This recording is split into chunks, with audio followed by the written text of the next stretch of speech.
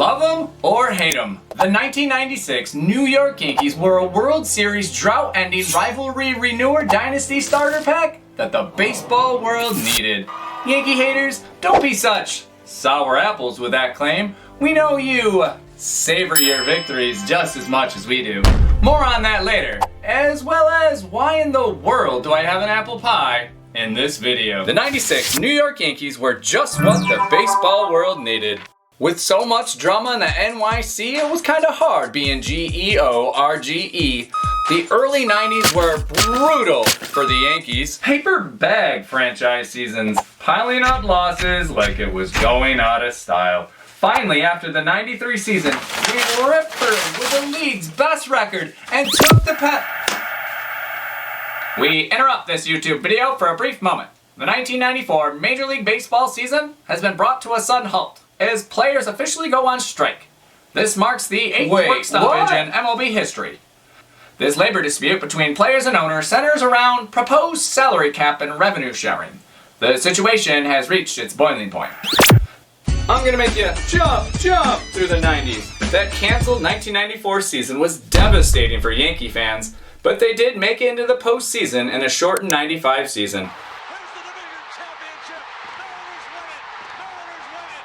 However, Yankee skipper Buck Showalter supported the players during the strike. And again, it's hard being GEORGE. The boss didn't like that, and the buck stopped here at the start of the 96 season. So hand it to him, the loser baby.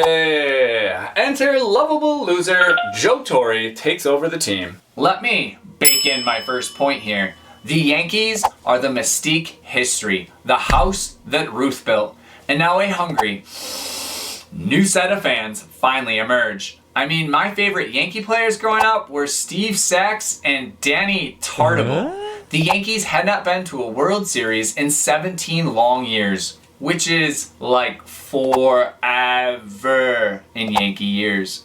Sure, the 94 strike rotted a bunch of baseball fans into crab apples, but the return of these darn Yankees was exactly what the show needed going forward. Now, this is a forward-thinking channel. Red Sox fans, stay tight because I have something sweet for you. Money talks in this sport. The big bats and the big arms get the big bucks. Small market teams are left puzzling together a roster each season. The Yankees historically write paychecks to plug many gaps. But the 96 season entered the Core Four, a dynasty quartet that will build a foundation, proving that the biggest spenders can win with a little patience and some homegrown magic. It's a recipe to follow when a huge market team leans in on its farm system. The New York Yankees have acquired Alex Rodriguez. Okay. I can't even talk the Yankees away from this one. Yes, the Yankees do what the Yankees do. They still will open their fat pocketbooks to acquire a new free agent. This is the lucrative part of baseball that is hard to ignore. And smaller market teams are left to find new avenues to field a competitive team with just half the payroll.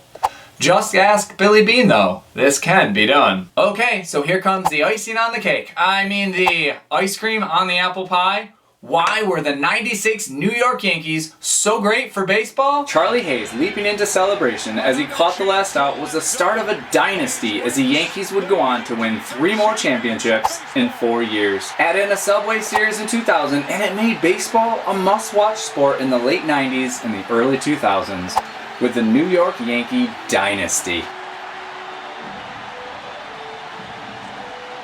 But the dynasty doesn't even hold a candle to the rise of the evil empire. The Boston Red Sox nickname for the New York Yankees as the new heated rivalry cooked up. Every Batman needs a Joker. The future moments between these two clubs were epic. Benches clearing with walk-off wins and even a little bloody. It became the hottest ticket in sports, regular season included. And now we will savor one of the sweetest victories in sports for the Boston Red Sox and their breaking of the curse of the Bambino. Aaron Boone sent Boston away the year before, and in 04 the Yankees went out 3 games in the ALCS, only to have Boston win 4 straight to make and win their first World Series since 1918. That one takes the cake. I mean pie. Now I know that taste of that first ever World Series victory for Sox fans must have tasted even sweeter after breaking history, dethroning the Yankees, and the curse itself. So you think that's my big reveal, taking out a slice of pie and saying the word sweet? I'm corny, but I know you deserve a better payout than that. There is another story behind this apple pie and my beloved New York Yankees. I grew up a Yankees fan my whole entire life where we didn't win anything. And my mother loved Cal Ripken Jr. and the Orioles and the Red Sox. So in '96, we made a little bet. Anytime the Yankees won the AL East, I got a homemade apple pie. And anytime the Orioles or the Red Sox won, I, 14 years old at the time, had to make her dinner. It started off as an even horse race. In '96, pie. '97, I had to make lasagna. '98, pie. '99, pie. 2000, pie. '01, pie. '02, pie. '03, pie. '04, pie. Sox did get the last laugh. And it wasn't until '05 where we had a draw, and we compromised and split a Boston cream pie. And it was another homemade pie in '06, and it wasn't until '07 where I finally had to make her dinner. And finally, a 24-year-old me was very well prepared to do such a thing. Not only was the Yankees' return to glory great for baseball because it was after a nasty strike, created the core four, or it started a dynasty, but it was the rivalry. Red Sox fans, in the comments below, please comment and describe how sweet that victory for you was back in '04. I'd love to hear your story. As a Yankees fan, we've won a couple championships, but nothing is as sweet as your first.